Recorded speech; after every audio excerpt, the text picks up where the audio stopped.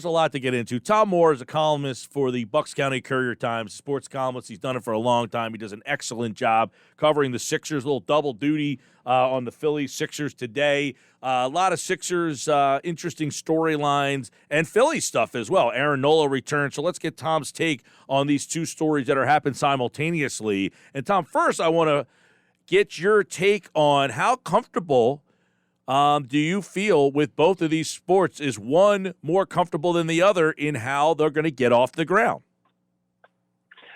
Well, I mean, I think basketball kind of has the better plan, with being in the bubble and having all the games in one particular, city, in Orlando in the three courts there. The potential problem with basketball is, Disney people who aren't aren't in the bubble, and potentially players and people, leaving the bubble. They will not be prevented from doing so.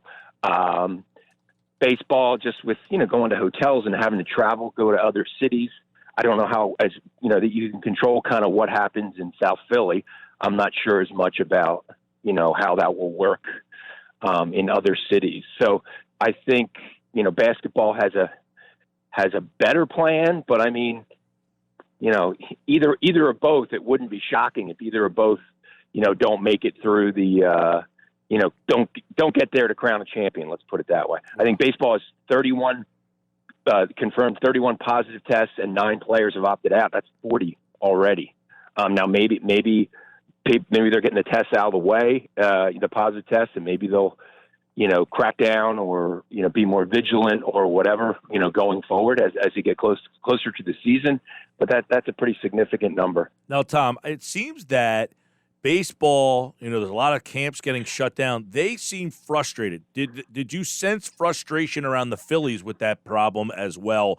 They have a bunch of guys who were on, some random list. There was some confusion on who was on what list and why they were on that list. Nola was on a list, but he didn't have it, but he was around people. I mean, that whole story was a little weird over the weekend as well. But are you sensing that the Phillies, like other teams, have some frustration at the lack of organization on the testing?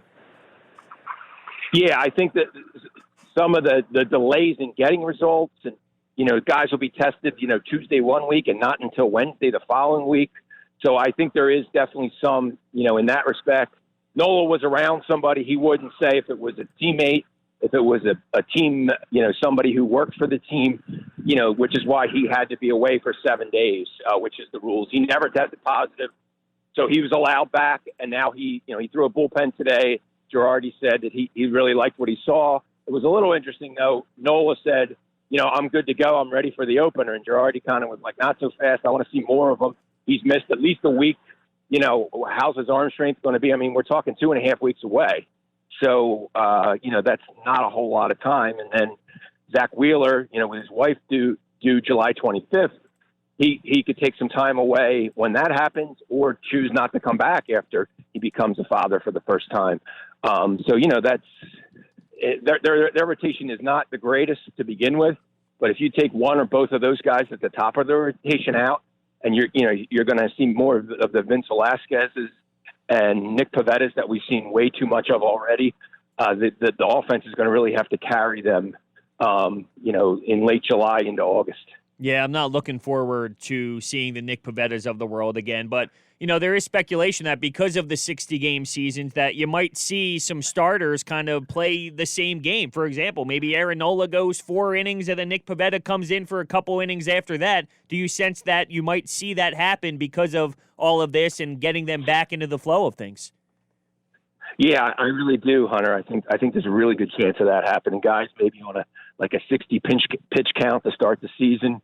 And, whoever starts and goes 3 or 4 innings, and then you could have the Pavettas, the Cole Irvins, maybe even the Spencer Howards of the world, kind of piggybacking there to eat up some innings, to get, have those two guys get through 6 or 7 innings like kind of a normal starter would in traditional seasons. But I think you're going to see a lot of that. I mean, on the Zoom call yesterday, I thought it was interesting that Girardi said they're looking to probably start the season with when they have the 30-man roster with 15 to 17 pitchers. So that tells you how how many, they're going to use, that more than half or more of their roster will be taken up, with pitchers. Now, it's interesting that you brought up Spencer Howard because I wanted to go down that road. Do you think it will be good for him to kind of come in mid-game? I mean, if I had to choose, I would say I'd rather him start a game if he's more comfortable doing that. And a two-parter as well, I do think that they should try and hold off until it's the right time so then you keep him longer down the road. I don't want to start that service time too early. I'm interested to hear your thoughts on that.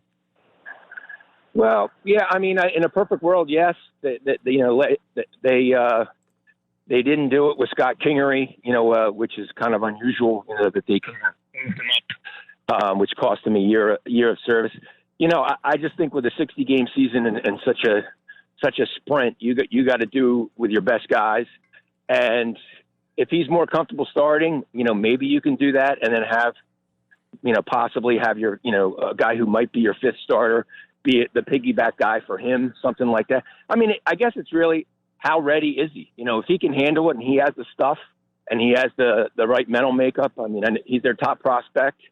And what are your other options? Ranger Suarez is an option, but he's apparently on the COVID list. So, will he be ready in 8 to go in, whenever 21 days or whenever they'll need their fifth starter? I don't know about that. So, it's a very interesting time. They do have some young, Bohm at third base, and Howard, and it's just really a tough call. If the kid's ready, don't pull Ryan Howard and keep him down, because Jim Thomey's there and, waste production. If he's one of your best guys, bring him up and, take a shot. Tom Moore, columnist. I want to go to some Sixers stuff. Your take, Tom, on this 8-game, regular season before they get to the playoffs. What does Brett Brown need to find out in those 8 games? Well, I mean, yeah, he's got to, I guess, if he doesn't have it already, kind of cement his rotation. You're going to start Shake Milton. I assume that Horford's going to continue to come off the bench and essentially be the backup center, which is his best role at this time.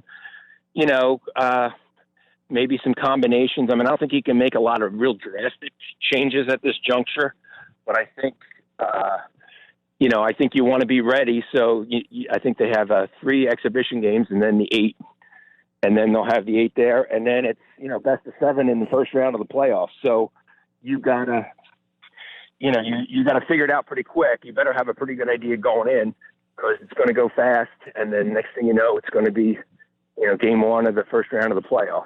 Yeah, and obviously the Sixers at this point are the 6th seed. Let me ask you this. Is there a preference to them? Is there a benefit of moving up to the 5 or 4 without home court really playing a factor? I guess it changes. Do they want to avoid Boston or Miami, or do they want to try to not get Milwaukee in round 2? In other words, is there a specific seeding that's best for them? Yeah, I mean, like Brett Brown said on Wednesday in the Zoom call, he's learned, and I agree, that, you be careful what you wish for. You want to avoid a team and you get somebody else and they get hot or somebody plays really well and you lose, or the team you were going to play, somebody gets hurt and it might have been an easier road. I mean, if they want to make the finals, they're probably going to have to beat the Bucks, whether it's in the second round or the conference finals. Yep. So if they stay at 6, you're looking at the Celtics, and that's a tough 7-game, matchup. And if you win, you probably have the Raptors. I know Kawhi's not there, but that's still a very good team. And then you get the Bucks. If you move up, you probably get most likely the Heat in the first round, and then you get the Bucks in the second round. So, I don't really know what to say. I guess if you think the Bucks are the best team and, they have the best record in the NBA, if they're clearly the best team in the conference, it'd be nice to avoid them as long as you can. But you're going to have to beat them eventually. So to me, whatever happens, you play, you win as many games as you can. If you move up, it means you get the Bucks in the second round. That's what you do. Tom, you've been around Brett a long time. You've seen him throughout all these playoffs. How deep does he go? He's got an interesting roster. It seems that he could go deeper, but does he cut it off at 8? Does he go to 9? What do you think about the rotations that he will go with this particular team? Yeah. he's got a lot of wing players. Let's say Shake Milton starts. That's the the other four usual starters. Horford's the backup center. So now you need two other backups. Probably Korkmaz is one of them because he gives you that shooting that you really need, helping to space the floor. And then, maybe Thibault. You take a shot at Thibault. It's interesting too because if you have Thibault and Milton, who are normally in your top 8 or 9, if you have them playing, that Milton was not on the playoff roster last year, did not play in a playoff game, and Thibault's a rookie. And coaches, and Brett Brown is no exception, they like experience in the playoffs. They like guys who've been through it because you don't know what's going to happen.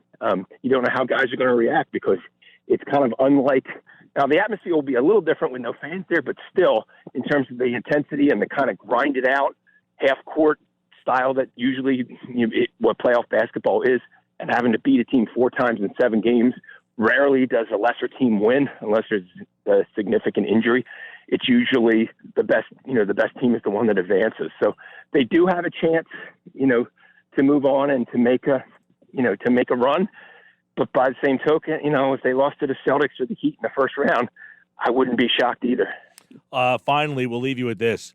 The Loch Ness monster that is Joel Embiid. Has anybody seen him? Can we confirm that he looks any different, that he's in any better shape? Or are we just going to have to wait until he's delivered to those eight regular season games? Yeah, I don't know. He has not done a Zoom call. They started doing them on Friday, I guess it was, and he's not scheduled to do one tomorrow. They're leaving on Thursday for Orlando. So I really don't know. I mean, I thought it was interesting when Brett Brown said the other day about you can take a guy who's a B or a B plus conditioning-wise and make him into an A, but he can't take a guy who's a C and make him into an A. Now, he raved about Embiid's conditioning, but to me, that's Embiid. He's the guy that the last 2 years, through because of injuries and other factors, was not in real good shape. And it was a reason they lost to the Celtics. I mean, he couldn't beat Aaron Baines one-on-one, late in the game. I mean, that's a gimme. That's a matchup that he should dominate. And then last year with whatever he had, the bug or whatever it was, and being injured late in the regular season, he was not 100% either. So it's the most important thing because he's your guy. He's the guy that's going to take you. You're pretty much going to go as far, as he takes you. So I don't know. It's hard to say. And, they have, when they get down there, they have about 3 weeks until they start the regular season, a little over 3 weeks. But, they desperately need him to be in shape and ready to go. Tom Moore, sports columnist for the Bucks County Courier-Times, at Tom Moore Philly on Twitter. He's got the Phillies and Sixers covered right now. And, of course, he, like all guests, appeared via the Boardwalk Honda hotline. Tom, thanks a bunch, pal. All right, guys. Have a good day.